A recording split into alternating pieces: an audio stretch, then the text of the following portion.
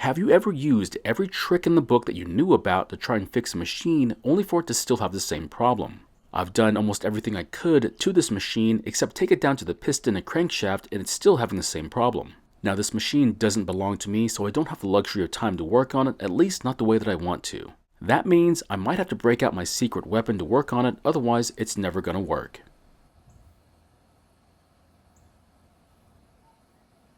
In today's video, we're going to be looking at this very orange string trimmer, and the problem is that despite installing a new carb and fuel lines, it still won't stay running. I also had to replace the spark plug since it was missing when I got it. And even though the fuel filter is brand new, it doesn't want to seem to stay on, so in the meantime, I'll swap it for one that has a different nipple on it. So this doesn't happen all that often with fuel filters, so it was lucky that I had a different one to use. Now, I'm fairly certain that the filter was not going to fall off while it was in the fuel tank. But since it did come off while I was showing it to you, I wanted to be sure that it wouldn't come off. So in the last video, I got a lot of great comments as to why this engine wouldn't stay running. But if you didn't see that video, here's what it was doing.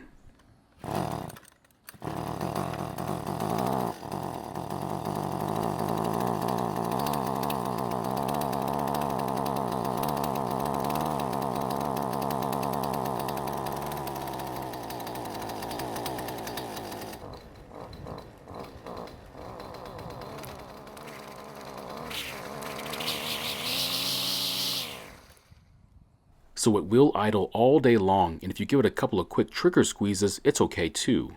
But if you give it too much throttle and then let off, it'll stop, which pretty much makes it impossible to use.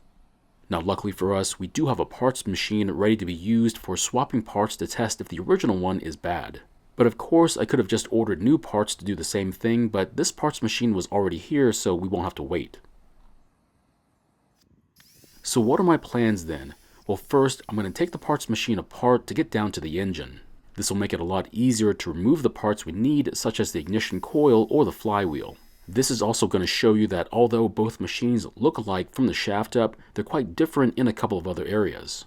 I really wish I had more time with this repair, that way I could film it in a way to show you the differences side by side. So why are the curved and straight shafts so different then? If I had to guess, it's to make it harder to do a conversion between them. Now, if you've seen the video I did about converting a curved shaft to a straight one, you'll know what I'm talking about. And even though it was a different brand from this one, it appears to be a common practice in the industry. Now, I am not going to take this parts machine completely apart, I'm only going to take it down as far as I need to. Now, to be honest, I've had the parts trimmer in my garage for a really long time. In fact, if you look back far enough in my videos, you might even find the video I did on it years ago. So I never put it up for sale, and to be honest, I never even had a real plan for it, but here it is, ready to give up its parts for a good cause. So if you plan on doing something like this, make sure you have a good way to organize your fasteners because it could get a bit confusing when you start to put everything back together. So here's the first of the big differences between the two of them, and it's the clutch and the front cover. So as you can tell, the front cover only has a ball bearing to support the output shaft for the clutch. But you're going to see something just a bit different for the straight shaft version here in a little bit. So the first item I want to take off to swap on our machine is the ignition coil. So the comments I got from the first video gave me the ideas on what to replace, which were the ignition coil, the carb, the spark plug, and finally the crank seals. So what I didn't mention is that the carb I showed you at the beginning of the video was the new carb. And that's because since the last video, I went ahead and rebuilt the old carb to see if the new carb was the problem, and it wasn't. So this is the front crank seal on the donor engine, and as you can see, it is clean, so keep that in mind when you see the other one. So next, we'll jump back over to the machine we're working on, and I'll save you the time from seeing the disassembly process. But here's the cover from it, and as you can see, the clutch bell is attached to the cover versus just the bearing from the other one.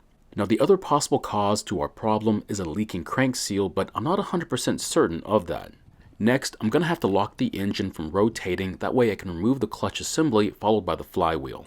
Now to do that, I've got an old spark plug that's been in my toolbox for a really long time. I then ground it down, getting rid of the porcelain and the electrode, but leaving the rest of the plug.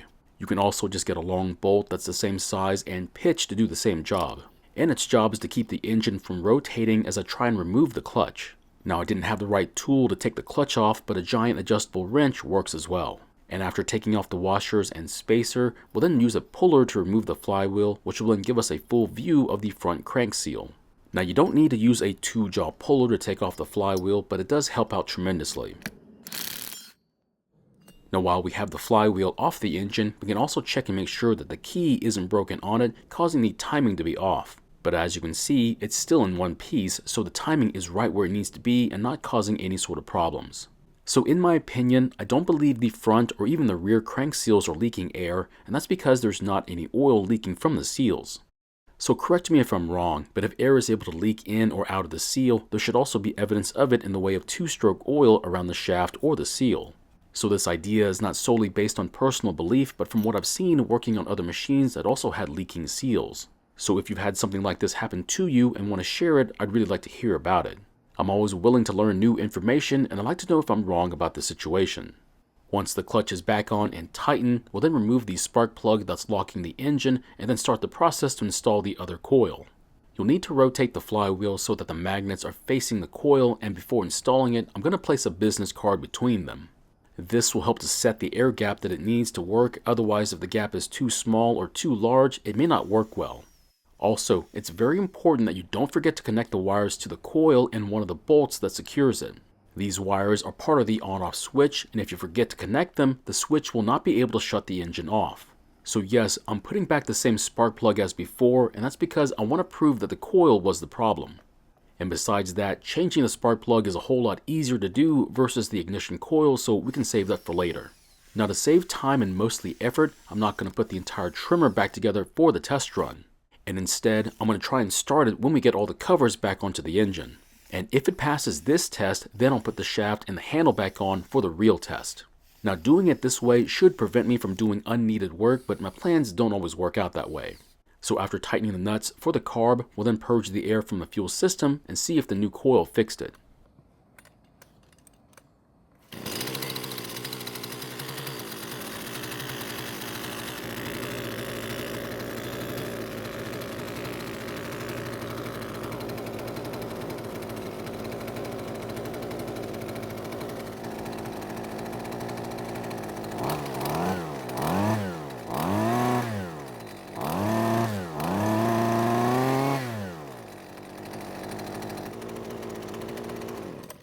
So this time it didn't stop after letting go of the trigger from a little over 50% throttle, which is a great sign. That means we can then finish the installation of the rest of the components so that we can do our final test. Now the problem with the test that I just ran was that there was no load on the engine, which is not ideal. That load needs to be there since that's the real condition it's going to be in for everyday use, so not having it isn't proving much. So hopefully, when we get it started back up, we'll have the same results as in our pre-test, but sometimes your luck just runs out.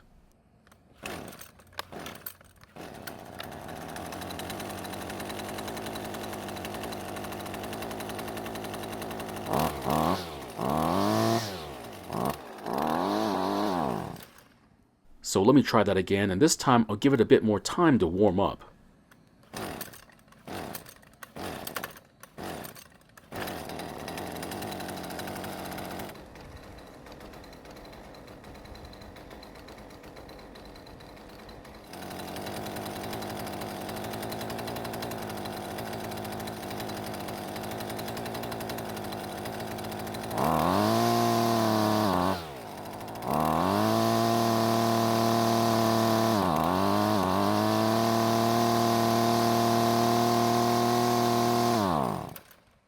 And just like that, it fell on its face as if it was turned off. So at this point, I was really getting anxious with the repair and did some work without the camera in the way.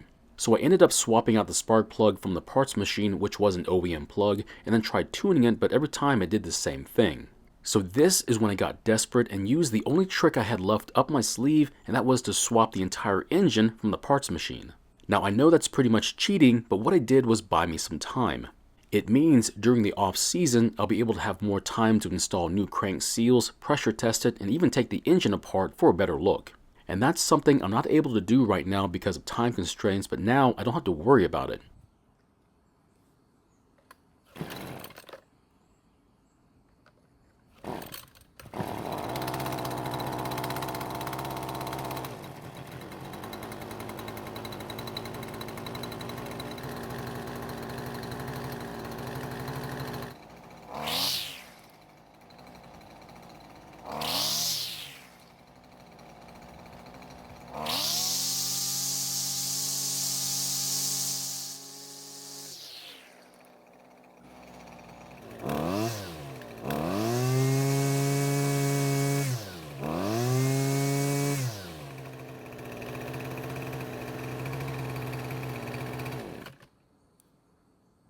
So as you can hear, it's running better than ever and it's not stopping like it was before.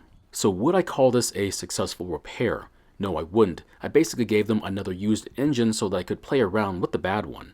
Now don't worry, I of course told them what I did with it, and like most consumers, they didn't mind or care just so long as I got back a running machine. I didn't mind giving them the engine. It's not like I was using it for anything good other than wall art. So my question is, would you have done the same thing I did to fix this trimmer, or would you have kept it a lot longer until you figured it out, leaving the customer without their trimmer in the meantime? Thank you for watching. I really do appreciate your time here. Please feel free to ask me any questions about this project or about your own projects, and I hope to see you in the next video.